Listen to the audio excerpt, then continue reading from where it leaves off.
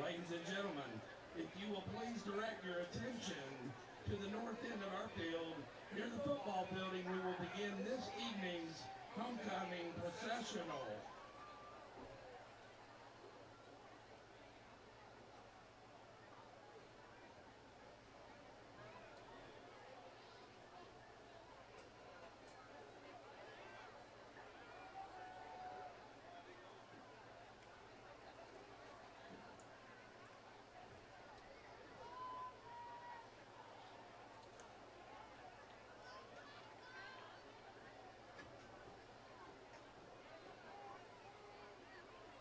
First, riding in a 2002 red Corvette is our freshman class homecoming representatives, Lola Hooker and Bailey Johnson. The car is owned by Russ Robbins and driven by Anthony O'Quinn.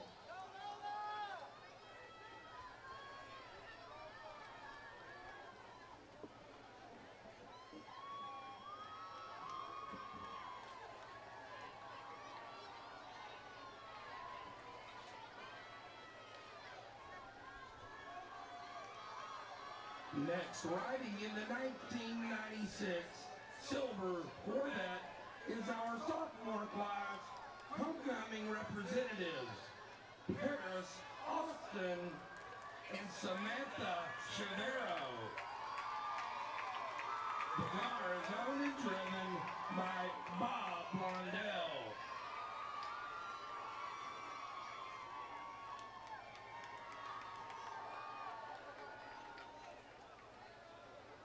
Coming in now, riding in the 1973 orange Corvette is our junior class homecoming representatives, Sarah Anderson and Alexia Jackson. This car is owned and driven by Vaughn Armstrong.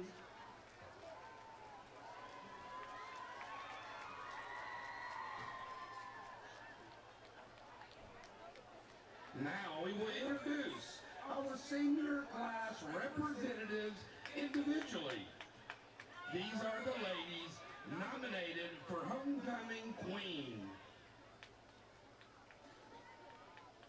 First, riding in the 1965 blue Corvette is senior Lauren Adamson. The car is owned and driven by Mark Purple.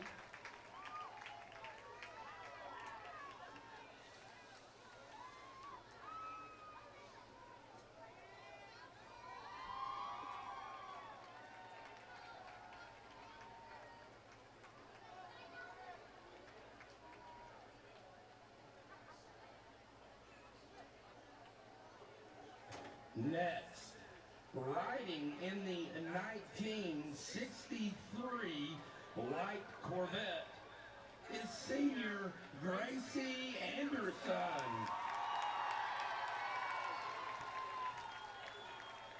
This Corvette is owned and driven by Larry Smith.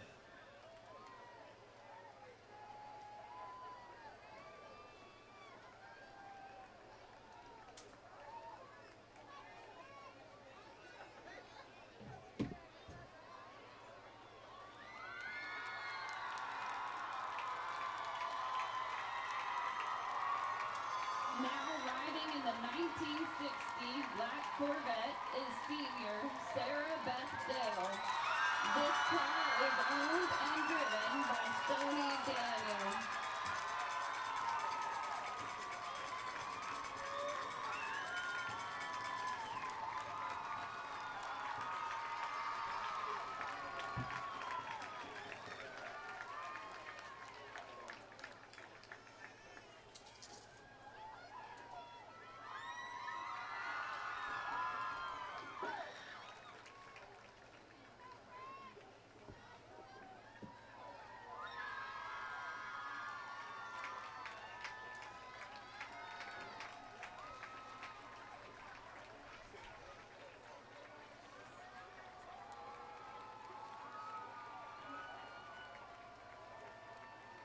Next, arriving in the 1959 black Corvette is senior Jennifer Delgado. This car is owned and driven by Leonard Miller.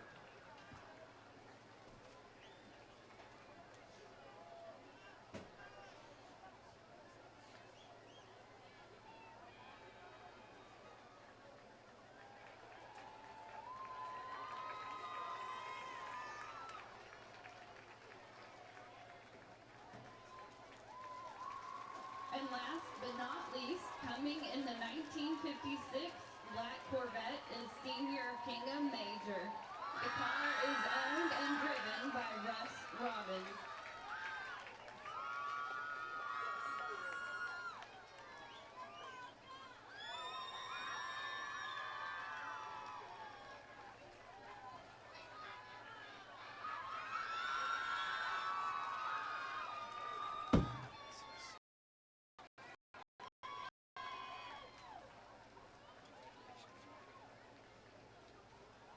Ladies and gentlemen, please give all of our CHS homecoming representatives and the Cleveland Quarter.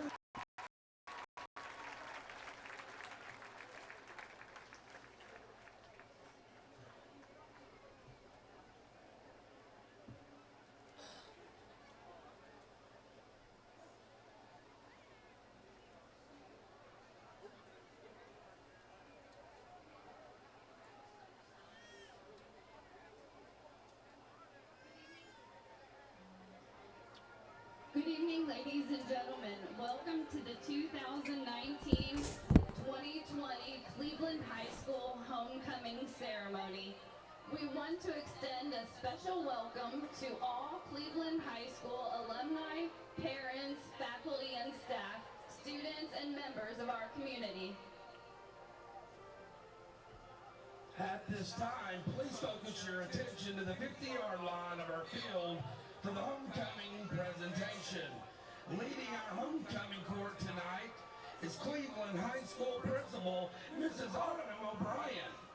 Entering with Mrs. O'Brien tonight is the Student Body President, Miss Annabelle Pelly, a 4-year member of the SGA. She is also in the NHS, HOSA, Model UN, and FCA leadership.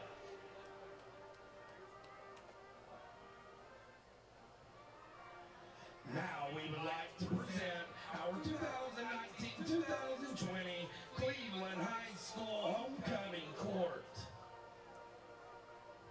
Our first junior homecoming attendants of the evening are Miss Nariah and Mr. Asher Gluckner. Nariah and Asher are the children of David and Kendra Glucker.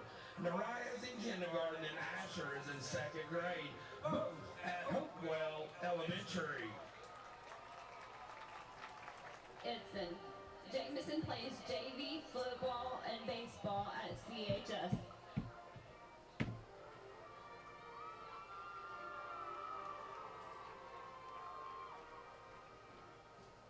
Also representing the freshman class is Miss Bailey Johnson. Bailey is the daughter of Nicole Johnson. She is involved in Westwood Baptist Creative Arts Program and Orchestra. She also plays the trumpet in the CHS Marching Band. Tonight, Bailey is escorted by freshman Maverick Dasher. Maverick is the son of Carrie and Jason Dasher. He is involved in cross-country, basketball, Model UN, and FCA right here at CHS. Our next junior homecoming attendants are Miss Braylon Cole Harmon and Mr. Carson Esslinger. Braylon is the daughter of Brandon and Hannah Harmon and Brittany and Dusty Chapman. She is in the 1st grade at Candies Creek Cherokee Elementary School.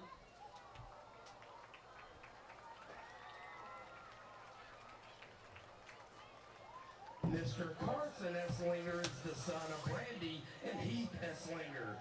He is in the 2nd grade at Black Fox Elementary School. Now representing the sophomore class is Miss Paris Alston. Paris is the daughter of Ryan and Kelly Alston. She is a member of the CHS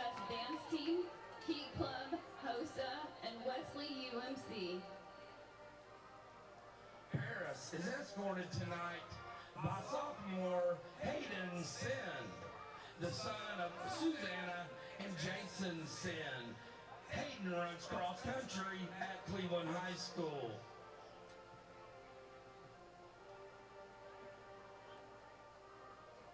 Also representing the sophomore class is Miss Samantha Chavero. Samantha is the daughter of Omar Chavero and Nora Soto. She is a member of the CHS soccer team and Anchor Club. Tonight, Samantha is escorted by sophomore Michael Holtgren. Michael is the son of Crystal and Dan Holtgren. Our third junior homecoming attendants are Miss Ava Rodas and Mr. Devon Matthews. Ava is the daughter of Darwin and Madison Rodas. She is the granddaughter of Coach Brad and Heather Benefield. Mr. Deron Matthews is the son of Bridget Matthews. He is in the first grade at Candies Creek, Cherokee Elementary. Now representing the junior class is Miss Sarah Anderson. Sarah is the daughter of Ben and Anna Anderson. She is the member of the CHS Color Guard and dances at Cleveland City Ballet. Tonight, Sarah is escorted by junior Andrew Barnett. Andrew is the son of Lisa and Steve Barnett. He is involved in the CHS marching and concert bands, as well as the CHS soccer team. Also representing the junior class is Miss Alexia Jackson. Alexia is the daughter of Elizabeth and Jonathan Jackson. She is a member of the CHS volleyball and basketball teams, as well as FCA and Spanish Honor Society. Alexia is being escorted by junior Braden Kahn, son of Chrissy and Bill Martin. Leaving your car here? Braden is on the tennis team in NHS, Beta Club, EAA, and Model UN. Now we proudly present our 2019-2020 senior class homecoming court. Our next junior homecoming attendants are Miss Anne-Marie Rodriguez and Mr. Brooks Bros. Anne-Marie is the daughter of Anthony and Susan Rodriguez. She is in kindergarten at Tennessee Christian Preparatory School. Mr. Brooks Bros is the son of John and Courtney Bros. He is in preschool at Westwood Baptist Church. Representing the senior class is Miss Lauren Adamson. Lauren is the daughter of Kim and Charles Adamson. She is a member of the CHS softball team, Beta Club, Anchor Club, Key Club, and Spanish Honor Society. Lauren is escorted by senior Christopher Ballou, the son of Cindy and Dwayne Ballou. Christopher is involved in CHS cross country, track and field, and Anchor Club. Our next senior class representative is Miss Gracie Anderson. Gracie is the daughter of Ann and Tony Anderson. She is a member of the CHS Marching Band, NHS, FCA, First Baptist Youth Band, and leads a girls' Bible study before school. Tonight, she is escorted by senior Brody Phillips. Brody's the son of Rhonda and Greg Phillips. He is involved in the CHS Thespians, vice president of the NHS, First Baptist Youth Band, FCA, and his band, Meet Thermometer. Another senior class representative is Miss Sarah Beth Dale. Sarah Beth is the daughter of Tammy and David Dale. She is a 4-year manager for the CHS volleyball team. Tonight, Sarah Beth is being escorted by senior Jacoby Wood. Jacoby is the son of Tiffany and Greg Wood. He is a member of Cleveland's basketball team, leadership team, and is committed to Belmont University to play basketball next year. Our next senior class representative is Miss Jennifer Delgadillo. Jennifer is the daughter of Patricia and Rogelio. She is a member of the CHS soccer team. She's escorted tonight by senior David Alonzo, son of Sylvia Gonzalez and Jesus Alonzo. He is a member of the CHS soccer team. Our final senior class representative is Miss Kinga Major. Kinga is the daughter of Annie and Tom Major. She is a member of the CHS dance team, Model UN, HOSA, and the Interact Club. Tonight, she's escorted by senior Patel, son of Agu and Paul Patel. He is a member of the NHS, SGA, and the EAA. At this time, please welcome back our 2018-19 homecoming queen, Miss Calissa Porter. Calissa is the daughter of Carrie and Keith Porter. She is currently attending Cleveland State and majoring in wildlife and fisheries with a focus in wildlife.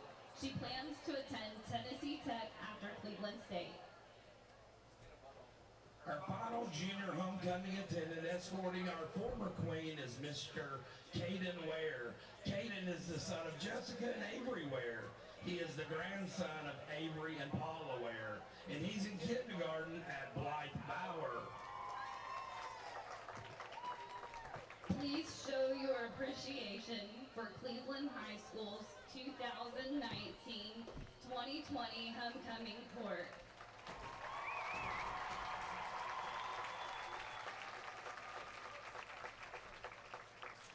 And now, we will announce the 2019-2020 Cleveland High School Homecoming Queen.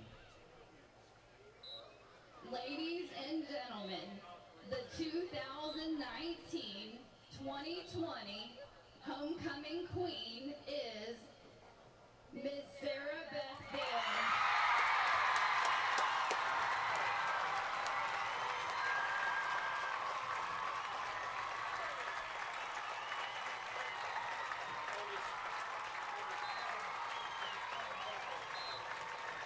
Congratulations, Miss Sarah, and to all of our homecoming court nominees.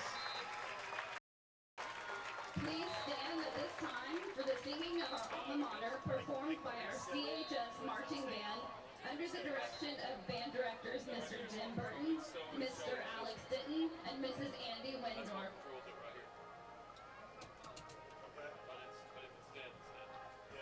It's going to the fall on the battery pack that's on.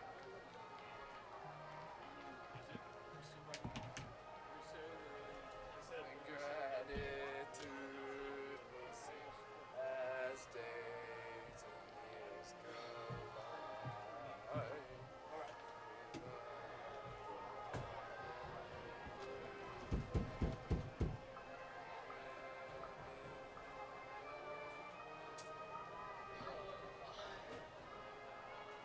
Looks like something warming up in the middle of it.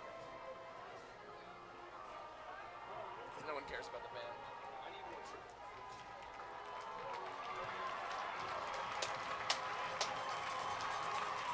We want to thank everyone on the homecoming committee, faculty, administration, and students for an amazing week celebrating Cleveland High School.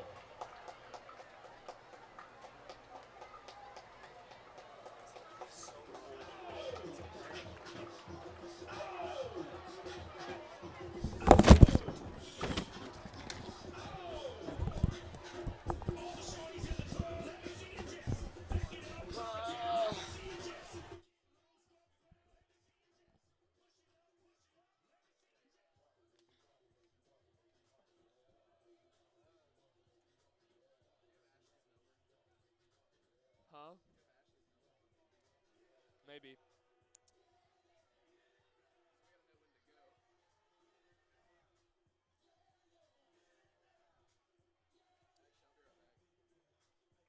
Where are you going?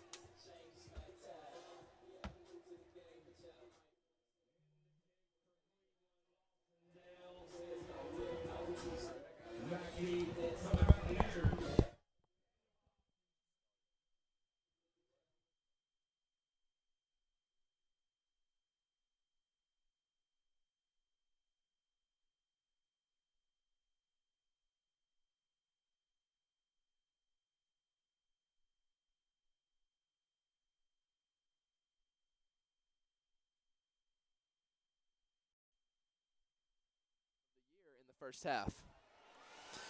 Very, like I said, very impressive start for the Raiders. It's going to be interesting to see if during the half they maybe fix anything or made some more improvements, stuff like that, to see if they can get the score up even more than it already is and hopefully show how dominant they can be on the field.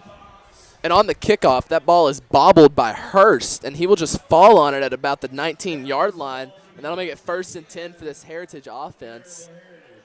You know, I think the Cleveland team has really kind of got the stigma about them that they may be really bad because they got beat by Knox Central for their first game, 51. They run it down the field. He's able to catch it, but Holloman just throws it a little bit over his head to where he can't get it, and that would be huge plays if he could just place the ball right in the hands of the receiver. And that'll make it 2nd and 10 for this Heritage offense.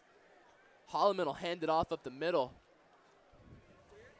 That's Fox busting to the outside, and he'll be brought down for a gain of about 1, and that'll make it 3rd and 9 for the Mountaineers. Heritage just has a couple of big plays, but in all, the Raider defense has really impressed me tonight with the way they've been able to read and get to the ball and really making sure these guys don't get away when they do wrap around them. They're getting to the ball, tackling and making sure they're down, and not just loose tackles to where the receiver could get away. 3rd and a little more than 8. The Raiders will bring a blitz from O'Brien, and they'll run right up the middle for a gain of about 1.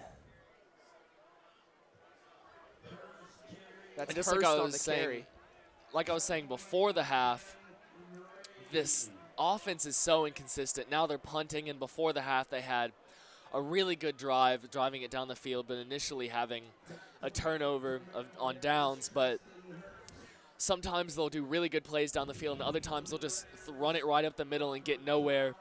And you just really don't know what to expect when they get on the field, and it's not a great style of offense. That'll bring Hurst on to punt with McGowan and Flowers deep. And this time Hurst will punt it. It's a high hanging punt, fair caught for by McGowan at the 44-yard line. And that'll set the Raiders up in pretty good field position with a 1st and 10. Hurst does a good job at taking just enough time to get the punt off so that the defenders can get to the receiver, but he also doesn't wait so long that he can get blocked. It's a pretty good way. He's a pretty talented punter, and it's interesting to see how many positions he plays, especially considering he plays receiver. I think he plays corner and punter. That'll make it 1st and 10 for this Blue Raider offense. It looks like Kinsey's still out there at quarterback. He'll hand off up the middle, and that'll be stuffed by about 2 or 3 Heritage defenders. That's Spence and Hendrick bringing down Boyd of the Raiders.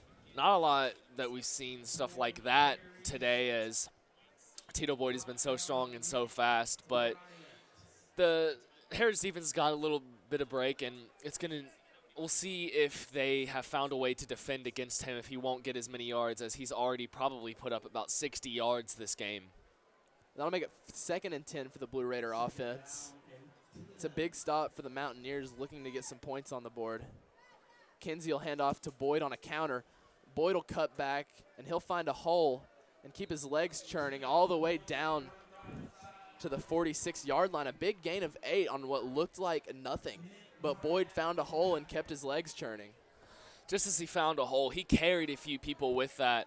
And him being a sophomore, it's so impressive how strong he is and being able, and he's done that several times, being able to just carry people with him, truck over people, and to be the style of running back that he is, that is imperative to be that strong. And since he's a sophomore, he's only going to get stronger, and it's going to be really exciting to see how he plays in his upper years. That'll bring up 3rd and 1 for the Blue Raider offense. This is a big down for Heritage, looking to get a stop and take the ball and get some points on the board and work their way back into this game. It'll be heavy formation. Kinsey will hand to Boyd. Boyd will bounce it outside, stiff arm a man, and Boyd's got the corner. Boyd at the 25, Boyd at the 10, and Tito Boyd will run in for his 2nd touchdown of the night. A big bounce outside, and then a stiff arm gives Tito Boyd his 2nd touchdown of the night and 5th on the year. I mean, just every time Tito Boyd runs the ball, I get more and more impressed with his ability to see the field and his ability to cut. He was running to the left, and he thought he saw a hole, but at the last second he cut to the outside, like I said, bounced outside, and he found that hole for a score. And that was such an impressive run, and he is looking so good tonight. And I bet he is catching so many eyes and he will only get better, and it's going to be really scary almost to see how good he will get when he gets older. The kick by Dale is up and good, and that makes the score 38-7. Your Cleveland Blue Raiders are cruising right now with 8 minutes and 50 seconds left in the third quarter. Speaking on the topic of running backs, especially with Tito Boyd, there's some really good running backs that have come out of Cleveland. Specifically, the biggest story has been Keegan Jones 2 years ago. Right now, he's playing second-string running back, some flex receiver at UCLA in California. And some words from him were saying that he may play next year. He'll get some plays this year, but he may start next year. And he was really good when he played here. I mean, he would just start at the 20 and run it all the way down the field. He was so much faster than the defenders that were going against him. The only thing that killed him was the offensive line holding and things like that. But nonetheless, he had another running back, Kelly's Elder, who's really good as well. He transferred to another school, but a lot of great running backs that have come out of Cleveland High School. Kinsey will kick off with Fox and Hurst deep. It's a little squib kick, and that will roll out of bounds at about the 3-yard line, and that's a penalty. And that'll give Heritage the ball at the 30-yard line, I believe.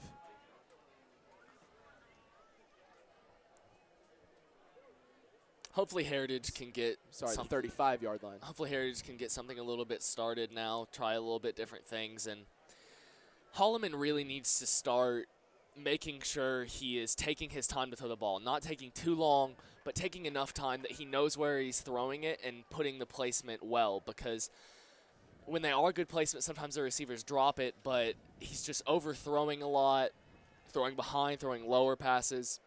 And he just needs to really make sure that he is throwing right on the dime, because these receivers are not at the high end of receivers that they can catch such hard balls.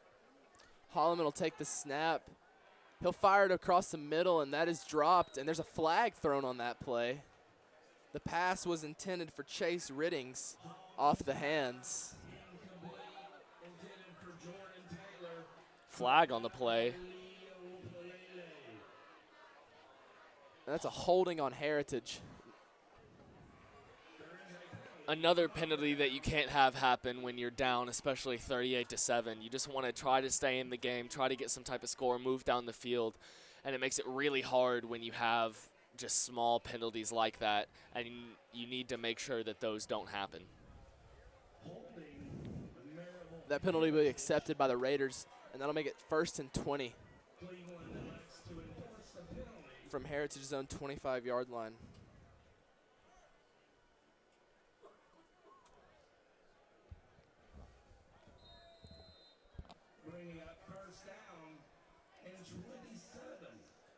I'm sorry, 1st and 27. Holloman will hand it off, and he'll keep it, and he'll be wrestled down by Chastain in the backfield for no gain. That really shows the development of the Cleveland defense through this game, as they fell for that play in the first part of the game with an eventual score, about a 20-yard play, but Parker Chastain did a very good job of reading that he didn't hand it off, getting to the quarterback, and that was great field vision by Parker Chastain. And Holloman will fake the snap, and it looks like they caught the Raiders jumping off sides. And that'll get 5 of those penalty yards back and make it 2nd and 16.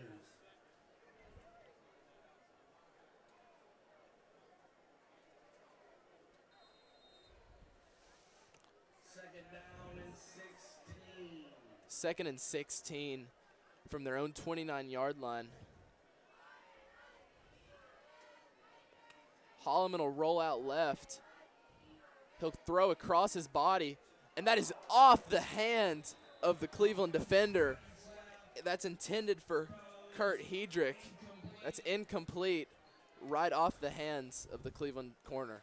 Number 6, Eddie Cundiff, really should have caught that interception. It was a great read by him. Bad throw by Holloman, but great almost interception by Eddie Cundiff. And if you look at Zach Holloman when he throws, he seems to be a little bit antsy when he throws. He seems to be really trying to get that ball off and really quick.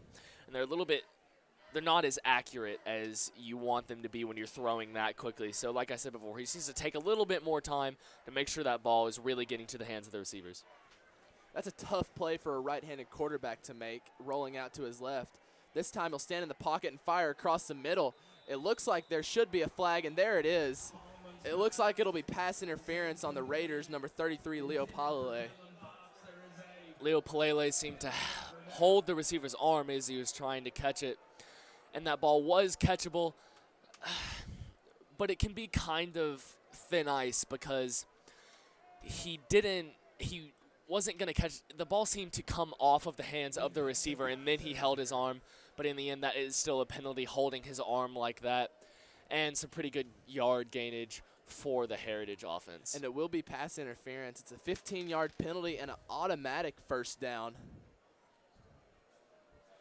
which is big for a struggling offense. This drive could have been over very quickly, but the Raider defense is just killing themselves with 2 penalties already with a pass interference and an offsides earlier in the drive. I apologize. It's not an automatic first down. That'll bring up 3rd and 1.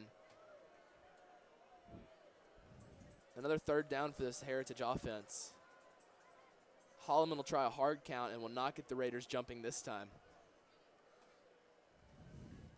He'll look over the sideline, make some changes at the line of scrimmage. Holloman will pull back on an RPO, and that is off the hands of Dylan Fox. Another big drop for this Heritage offense.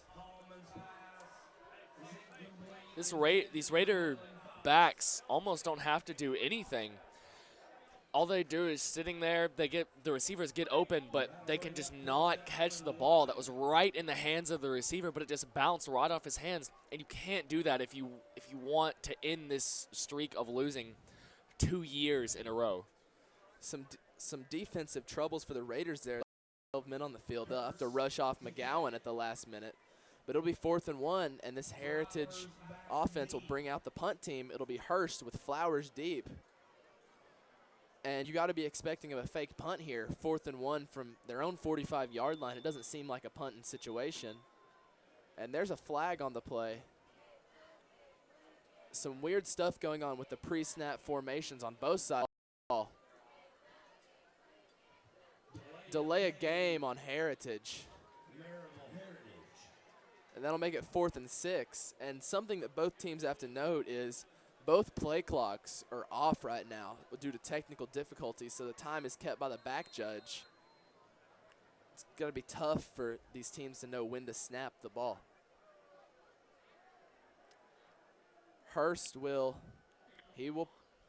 finally punt, and it's a high hanging punt. Fair caught for by Flowers at the 29-yard line. Those Heritage defenders are getting really close to Robert Flowers, and you have to be careful with that because if you touch him when he fair catches it, that could be a penalty, a big penalty at that. So they maybe need to keep their space a little bit because intimidation doesn't matter as much, especially when you're just fair catching and especially considering the score at 38-7. 7 minutes and 21 seconds left here at Benny Monroe Stadium in the 3rd quarter.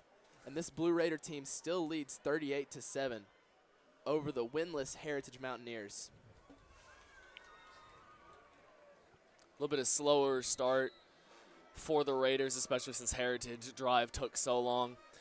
Well, sorry, not a slow start. They scored at the beginning of the half. Maybe they can get a score here with some explosive plays. Kinsey will hand to Bowman right side. He'll cut back middle, and he'll bring all the way back left. He'll be wrestled down by Heritage finally, and that'll end up being a gain of 3 as his forward progress was stopped at about the 35-yard line.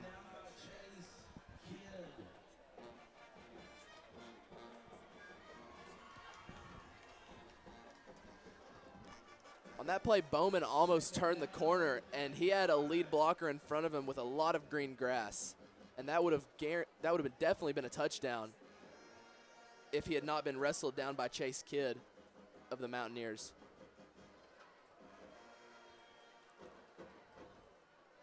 Second and 5, Kinsey will look to throw. He'll throw a short little comeback route to McGowan, and McGowan will be wrestled down around the 48-yard line. A gain of about 13 yards. McGowan is someone that if developed more could become a really useful player, someone like Robert Deuce Flowers who is just there, reliable, knows he'll catch it. He maybe not as fast and agile as Flowers, but he definitely has the hands, and his ability to catch the ball in reliable situations like that is very impressive. It'll be 1st and 10 from their own 48-yard line.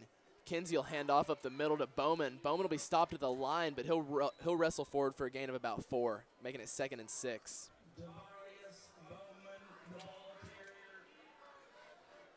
Seems as though Devarius Bowman is not running with the same type of speed that he has been in these earlier quarters, which obviously is expected as he's getting tired with more runs and runs. But like I said, that's something dangerous that can happen when we have such a small team. And they have been switching back these 2 running backs, but he just doesn't seem to be playing with the same level that he was earlier. 2nd and 6. Kinsey will drop back to pass, and he'll throw it right to Thomas.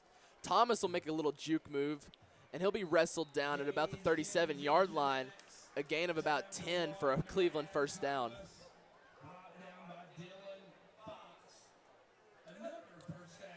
Durant Thomas isn't someone that you see who's usually used. He had that one catch and touchdown in the Hardin Valley game. Was about a 60-yard catch. But he's not someone who's utilized a lot. He has a few catches here and there, but he only has about 70 yards on the year, including that Hardin Valley touchdown. Kinsey will hand off to Bowman, and he'll cut back. He'll try and break it outside, and he'll be tackled by a host of Rebels. Hedrick got there first. Flags on the play. Both look to be after the tackle was made. A lot of flags in this starting this 3rd quarter.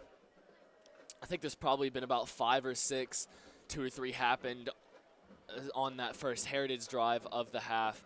And you really need to watch stuff like that if Cleveland wants to continue to run up this score and make sure that they show how dominant they can be, because you need to be disciplined. But it does look like it was in the backfield of Heritage. And that'll be an unsportsmanlike conduct on the Raiders. And that's just a stupid penalty when you're up by 31 points. You can't be getting chippy after the play. Which is something Cleveland has dealt with for a while. If you watch some of their highlights in past games, they've had problems with players getting a little bit too touchy after the play, not letting go, maybe throwing it to a couple punches. And they need to watch that, because you need to be more disciplined if you want to make sure that your team has a very solid win. That'll bring up 1st and about 17. Kinsey will motion McGowan, and it's a handoff to McGowan. He'll try to turn the corner on the outside, getting a block from Flowers downfield. And there's 2 flags on the play. It looks like it'll be holding on Flowers as he was trying to lead block for McGowan down the right sideline. Another great play brought down by just a bad penalty by Flowers. If it was holding, it's just something that you need to watch, because those are great yards you could have, but it's brought back just by holding that jersey just a little bit longer when he could have let go. McGowan already had some great yards, and you just need to watch yourself and make sure you're not having those stupid penalties. And that'll back it up even further for the Raiders. That'll make it about 2nd and 20 for this Cleveland offense. Very quickly got into Heritage territory and is backed up by 2 mistakes that are very costly in a close game. We talked about it earlier, but penalties like this won't hurt in a game like this. But when you're in a close game against a good divisional team, it'll hurt. Kinsey will look over the middle, and it is off the hands of McGowan. That was a hard hit, and he had it in his hand, so that's why it probably wasn't called pass interference. But if it was just a little bit earlier, it would have been called. But McGowan has to be shaken up after that. That looked like that hurt, and he'll be feeling that in the morning. And it'll be 3rd and about 20 for this Blue Raider offense. Up by 31 points with 4.5 minutes left in the 3rd quarter.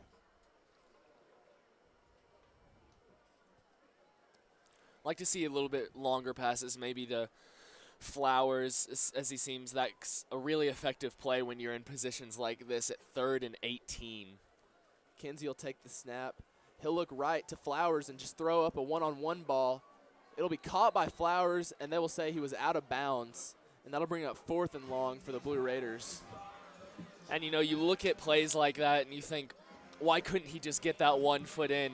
But it's so hard when you're jumping up like that. You have a defender right next to you. You're focusing on catching the ball, and you also have to focus on putting that right foot or left foot in. That was such an impressive catch by Robert Flowers. But hopefully in another play, Gage Kinsey can just place the ball a little bit better so he can catch it and get that first down.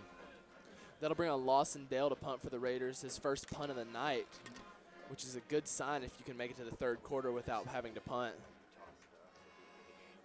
Snap is handled. It's a good punt. It'll bounce at about the 20 and take a good Cleveland roll all the way to the 7-yard line. A great punt and roll by Lawson Dale. With how this Heritage offense has been playing, it seems as though they're going to have some trouble getting the ball down this field. Some of the only things that can save them is just kind of dumb penalties by the Cleveland by the Cleveland defense. So we'll see what Heritage can do on this drive to maybe break out of such a streak that they're in and move down the field and hopefully get a score. This Heritage offense looking forward, this Heritage team looking forward, they'll play at Seymour and then McMinn County, Carnes, Ottawa, and at Maryville. A tough last stretch, and right now this team needs to get some good offensive momentum going into these next games. They'll hand off to Hurst, who will bounce around, and he'll be thrown down by Leo Palale and Parker Chastain for a gain of about 5.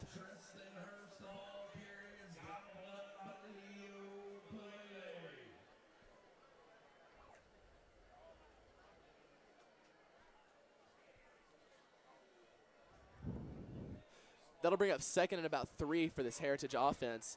And there Heritage is again with the hard count, catching Ben Gray offsides for the second time. That'll be a 5-yard penalty, and it'll give Heritage the first down.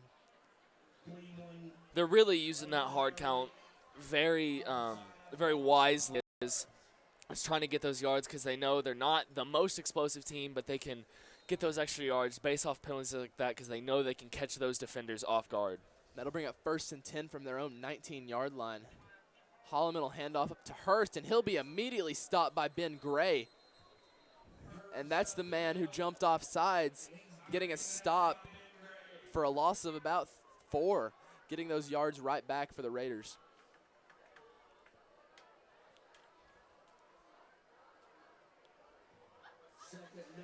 That'll bring up 2nd and 11, It'll be Holloman and Hurst, the 2 playmakers for this offense.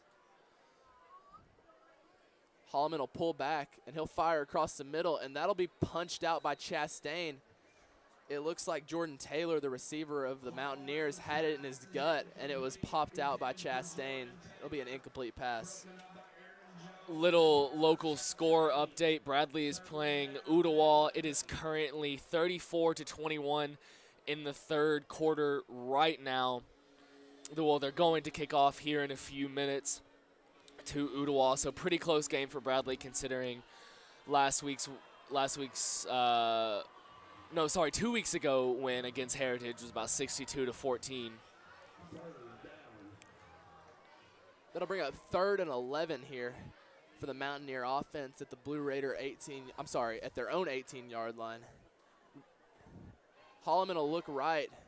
He'll look back, no one to throw to. He'll take off and run. He'll break a tackle, and he'll dive forward. And it looks like Holloman got the first down after a missed tackle by Kit Hart and a little dive to get the first down. A big run by Holloman there. Something a little subtle that Holloman has been breaking out a couple times this game is his speed.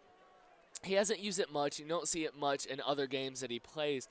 But you could tell he has a little bit of speed to him, and they could utilize that a little bit more. He could get more yards and hopefully get more scores. Holloman will throw across the middle, intended for Fox, and it'll be low and incomplete. It looks like he had Fox open on a drag, and it was just, the throw was just too short for Fox.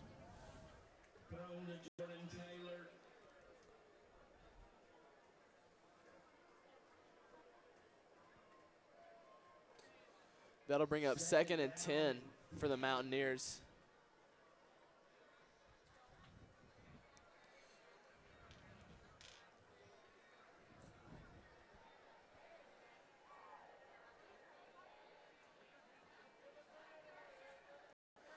Holloman will take the snap, and he'll fire immediately out of the backfield to Hurst, and it is bobbled off one hand.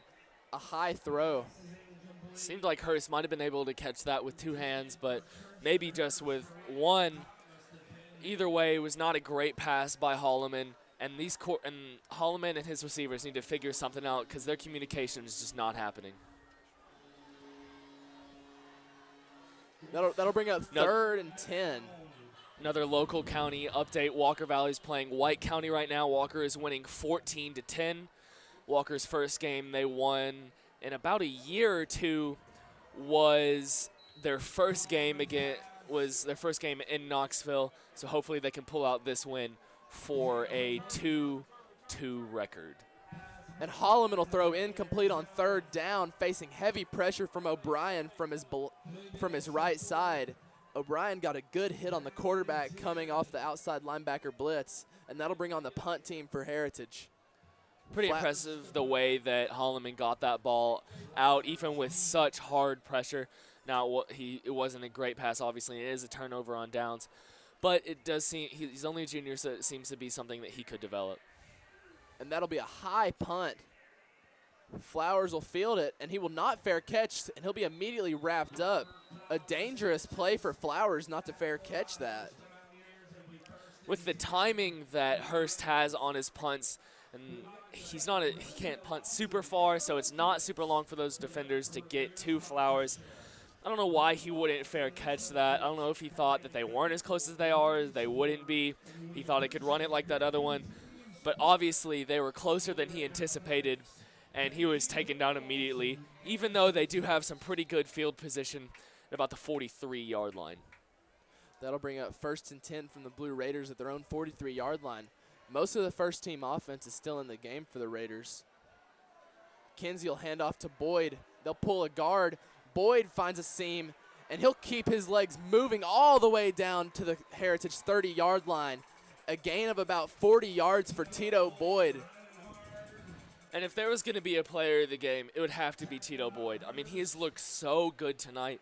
His ability to run down the field and just be able to beat those defenders out on speed and strength and truck over people, and the way he can explode through the line has been so impressive, and he's only going to get better. We do not have the game stats up here so far, but I can guarantee you that's Tito Boyd's 2nd straight 100-yard rushing game of the year. But there, Tito Boyd will be wrapped up in the backfield by number 65, Nick Bryant. Tito Boyd already has 371 rushing yards on the year. Devarius Bowman has 49, and Robert Flowers at 2nd with 79 rushing yards. So obviously Tito Boyd did a very good start with 371 yards. Very impressive for just a sophomore. That'll bring up a 2nd and 12 for the Blue Raiders. And they'll hand off to Boyd. Boyd finds a hole up the middle, breaks a tackle, and will be wrestled down at about the 24-yard line. A gain of about 7 for Tito Boyd.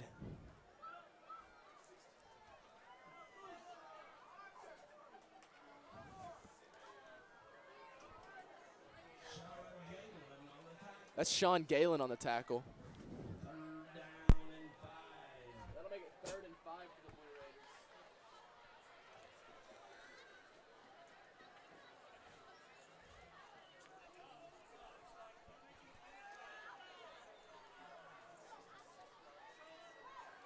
Cleveland will get the snap off just before the 3rd quarter ends. Kinsey will be back to throw. Flag on the play. Kinsey is looking for someone, and he finds Flowers wide open. And Flowers will take it down to the 6-yard line. This will be punted back by a holding in the backfield on the Raiders. The blocking by Tito Boyd on that play, he really had to do better if he wanted Gage Kinsey to have time to throw a good pass and get to the end zone, because he seems as though just in the middle of blocking he gave up as he went past him, and you really need to stay with him, and so that the pressure doesn't go on Gage Kinsey as much as it was, so he can make a good throw and hopefully in the end zone. Here's the call from our head referee. It will be holding on the Raiders, and that'll back them up and make it a much longer 3rd down. And that'll be the end of the 3rd quarter. The Blue Raiders lead 38-7 here from Benny Monroe Stadium.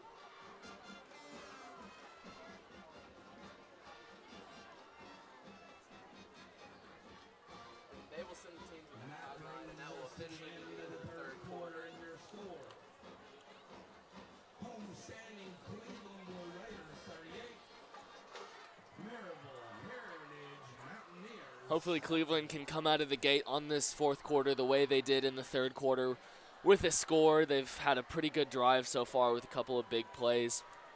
Maybe they can get a couple more of those going. Gage Kinsey seems to be really finding his element, finding his receivers, especially Robert Flowers, and a couple passes to Clay McGowan, but seems to be really finding his rhythm, especially when he can rely so heavily on his receiving core. And it's been a great three quarters for the Blue Raider offense. Heritage has not been able to stop the run game with Boyd and Bowman. And then when the Raiders pull back to pass, Kinsey's just picking him apart with throws to Flowers, McGowan, and Thomas. It's almost a little bit strange to see how well the Raider offense is doing as in past games. They haven't been as good as they've been doing now with such big plays and such big passes and runs like this. But against a defense like Heritage, it's a good way to test how defense truly can be. That'll bring up third. Kinsey will draw it back. He'll fire over the middle to McGowan, and it's caught for a first down. A gain of about 21 yards on the throw from Kinsey to McGowan. Beautiful catch by McGowan. And he really needs to start passing McGowan more because he relies heavily on Robert Flowers, but he can also rely very heavily on Clay McGowan and his ability to catch the ball in difficult spaces. That'll bring up 1st and 10 from the Heritage 17-yard line with 11 minutes and 40 seconds to go in the fourth quarter of play here. Kinsey will hand off to Boyd left side. Boyd will cut back middle, fight through a couple. It'll take about 5 Mountaineers to bring Boyd down after a gain of 8. Tripped up there a little bit. Seems as though if he wasn't as tripped up, he maybe could have gotten to the end zone as he only had about one defender of him. And as we've seen, he can be very effective with only one defender being able to power through those guys. Maybe he would have gotten a score, but the way that Cleveland is playing right now, it seems very likely that they're going to get another 6 points up on that board. That'll bring up 2nd and 2 from the Heritage 9-yard line. Boyd will be replaced with Bowman in the backfield. And that's who they'll hand it off to. Bowman will get it outside, and he'll show off the speed and burst into the end zone for a Blue Raider touchdown. And that'll make the score 44-7, pending an extra point here in Cleveland, Tennessee. If you saw there at the beginning, he was running a little bit slower, but he found that hole, and he sped through, punched right through those defenders for another great Raiders score, making it 44-7. And the Raiders are just running over this team, and they have really shown how dominant they can be and that they've earned their position in the region. The point after is knocked through by Dale, and that'll make it 45-7. And after a first drive field goal by this Blue Raider offense, it's been touchdown, touchdown, touchdown, punt, touchdown. This offense has not been stopped by the Mountaineer defense, whether it be running or passing. And the defense is someone that you usually find to be better on the Raiders, but the offense has really shown that they can be dominant and they can be explosive. And you really love to see an offense like this really showing up and showing out for such a big game. And after a weird touchdown drive, you could say, by Heritage, coming off an inadvertent fake punt and a quarterback keeper, this Brandon Harmon-led Raider defense has shut down the Heritage Mountaineer offense.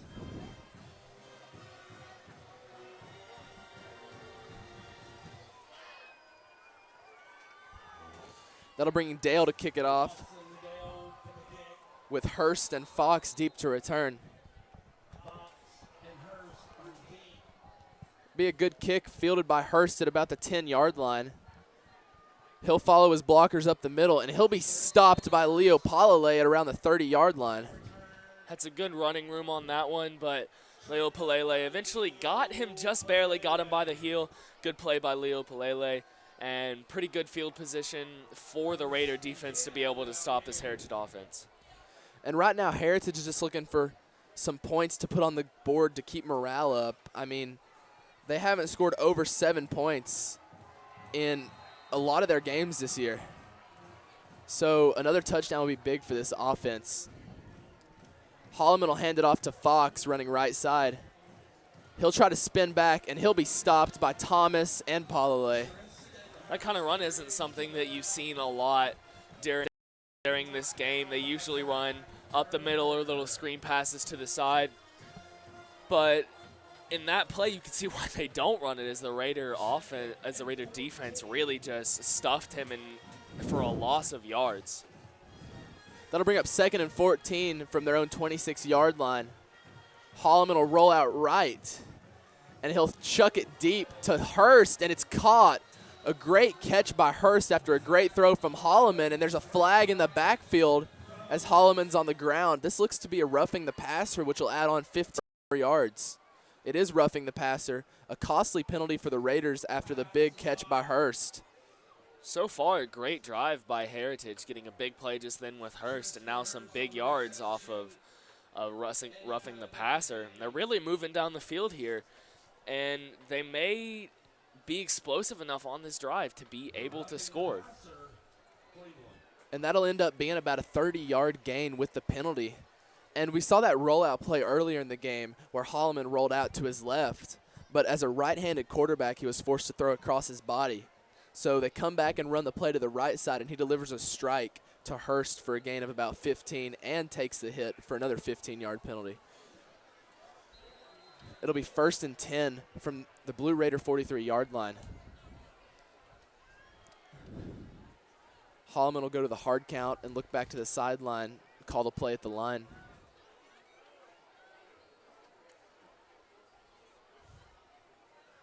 Holloman will drop back and throw a quick screen pass to Dylan Fox. Fox has some running room, and he'll be brought down by a host of Raiders for a gain of about 9. Pretty impressive the way he made room there as he was surrounded by Raider defenders. But he really made room, made sure he had yards so he could get hopefully 2 first down. And like I said before, very impressive drive. They made it down the field, and something that we haven't seen a lot of this game from the Heritage offense, but they're doing a very good job this game. That'll bring up 2nd and 1, and Holloman will keep it, and he'll be wrestled down. And that'll get the first down, a gain of a yard. Tackles made by Jacob Lee. One thing Heritage has done very well is their trick plays. I mean, it's even tricking Ryan over here a couple of times with the play-by-play, but they're doing a good job at Holloman's really good at concealing the ball, making sure that the defenders don't see it. But on the other hand, Cleveland is doing a very good job at reading the play pretty quickly if they think he handed off and getting to Holloman and taking him down. Yeah, when Holloman has kept the ball, it deceives a lot of the players on the field, as that's a lot of their offenses come from that. Holloman will throw to Hurst for about a 5-yard little comeback. And Hurst is making plays for this Heritage offense. That'll bring up 2nd and 5. I see a lot of similarities between Deuce Flowers and Hurst because he seems to be reliable as Deuce is. Just being there, being able to catch the ball, get those extra yards. They both have a really great ability to catch the ball and make those hard catches. It's really fun to watch them play. Holloman will look right, and he'll fire deep into one-on-one coverage. He'll be bumped. It was intended for number 11, Chase Riddings. It looked like there was a little contact before the ball got there, but no flag is thrown. Jones is in the coverage. Good coverage by Aaron Jones. And really, Holloman should have thrown that while he was still on the route, but the receiver had to stop before he could get the ball, and Aaron Jones was just right there, and he was able to make a play so that he didn't catch the ball. That'll bring up 3rd and 5, and Holloman will keep it, and he'll be tackled, but he'll fall forward for a first down, a gain of about 7 on a 3rd and 5. That's a first down for the Mountaineers. And one difference I've really seen between these two offenses is Heritage, when they move down the field, it's slower plays. It's slower yards, and they eventually get down the field. But with Cleveland, this game especially, it's been a lot of passing way downfield, bigger runs, getting those big yardages. But it's taken Heritage a lot longer to get down the field, especially with bigger penalties and things like that. Heritage down 45-7 with 5.5 minutes left in the fourth quarter. They'll go 5 wide, and Holloman will fire. That's caught for about a gain of 10. That's number 5, Jordan Taylor, on the catch. A great throw by Holloman. And that's really the downside of having an offense that run that you just go so much slower, because in a game that's already 45-7, now there's only 5 minutes left in this whole game, and there's no chance for this Heritage team to come back. Now they could score once more, maybe, but the way they've been playing, it's uncertain. Heritage will go 5 wide, and the Raiders will bring in a big blitz, and Holloman will be stuffed for about no gain, but there is a flag on the play at the line of scrimmage. It is holding on Heritage, and that'll back them up and make it about a 2nd and 11. I don't know the exact statistic, but it seems there's been probably about 10 or 12 penalties this whole game, and that just shows how undisciplined both of these teams are, and it's really something they need to work on in the weeks coming. And that'll bring up 2nd and 14, I'm sorry. And this great drive by the Mountaineers brought back by a holding penalty, and let's see if they can bounce back from that.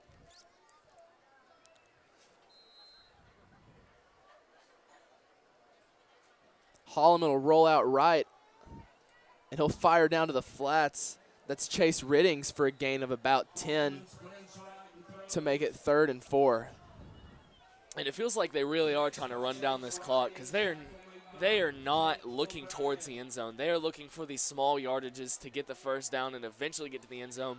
But I mean, now they only have 3 minutes and 30 seconds left. They need something to happen. They can't just keep running down this clock like this, hoping that they may get a score, because it's not guaranteed. Heritage will go 5 wide on 3rd and 4 from the Raider 15. Raiders rush 4, and it's a QB draw, and Holloman will be stopped at the line, and there's a flag on the play. We'll wait to see what the penalty is. It's a holding on Heritage once again, and that'll back it up and make it 3rd and 10. Heritage will try again. It's been a big problem with this Heritage offense, and with so much time that they've already ran down the clock. It's just this game, even the hope of scoring is slipping away from this Heritage team so quickly.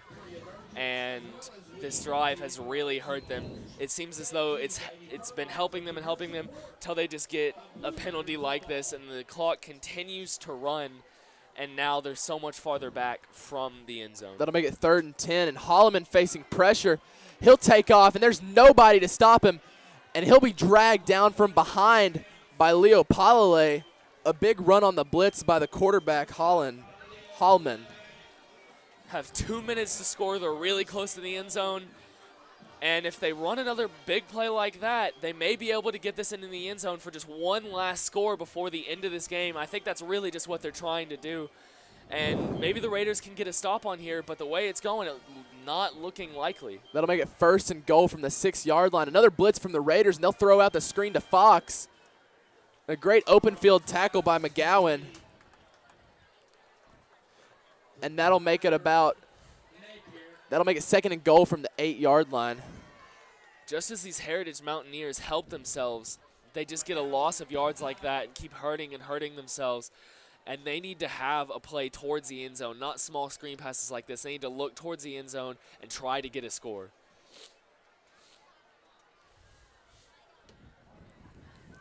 That'll bring up 2nd and goal from the 9-yard line.